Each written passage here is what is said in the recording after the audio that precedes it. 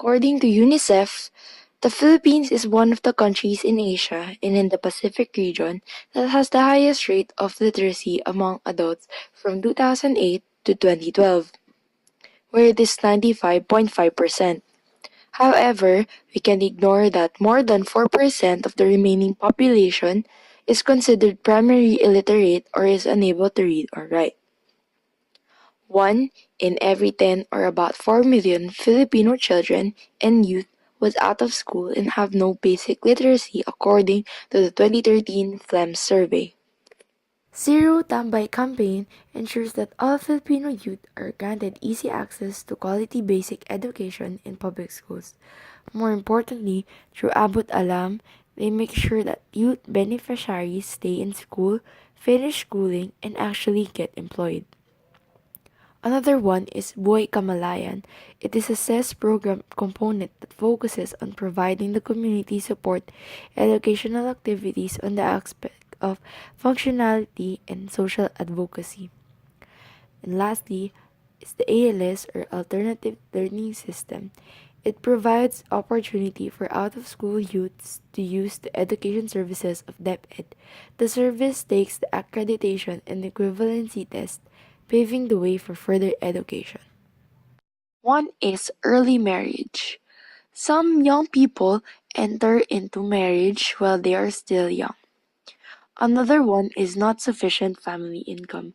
Other families don't have sufficient income to send their children to school. Unsupportive parents. Some parents who think that their children should work instead of studying just to help their family is a factor of both out-of-school youth and child labor. Another one is bad influences or bad peer pressure. Bad influences from friends also cause children and teens to drop out of school. Another one is bad environment. Bad environment like one with terrorist threats discourage students to go to school to avoid casualties. Another one is deprivation of funds from the government due to corruption. Some say that the government still does not have the ability to give good and standard education. Funds for new projects to provide learners, schools are being deprived because of the rampant corruption of the officers. One is KidsCan International. It is an organization dedicated to engaging children in service and action to benefit other children in less fortunate circumstances. Number 2 is Young Focus. It is a non-government organization that works towards making education accessible to the poorest children in the Philippines. Third is Child Hope Philippines. It reaches out to children living on the streets to provide accredited alternative education and healthcare. Fourth is Kabayan Ko, Kaagapay Ko, or 4K. It strives to reach and help and equip various communities for social transformation. And lastly, DepEd. It provides education services like ALS or alternative learning system for out-of-school youth. Areas where we have been unable to provide enough resources in terms of classrooms, some of the basic resources for education, classrooms, textbooks.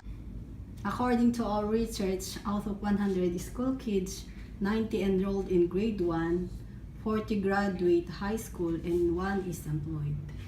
The out-of-school youth in the Philippines is so common, yet it is one of the most ignored groups. Our country needs well-educated and skilled individuals who will enable our nation to gain its place within a competitive globalized marketplace. Our foundation have 3 programs to help out-of-school youth, and this includes Pangarap Shelter for Street Children, Community Outreach Program and Aftercare, and the Paliparan Community Development Program. The program offers educational assistance, feeding program, livelihood assistance, and health assistance. And these programs will help out-of-school youth regain their hope in studying sa sarili nila and especially to God.